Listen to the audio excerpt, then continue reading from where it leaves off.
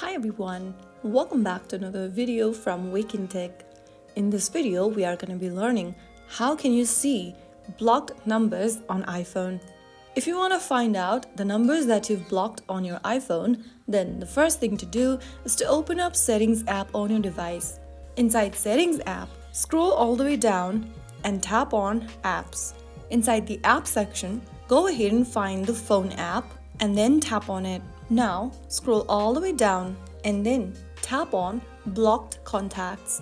All of the contacts that you've blocked will be listed on the page.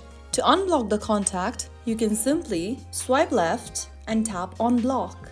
And that's it. That is how you easily see blocked numbers or contacts on your iPhone. I hope the video was helpful to you. If it was, don't forget to like, share and subscribe for more iPhone tutorials. I will see you in the next video. Stay tuned till then.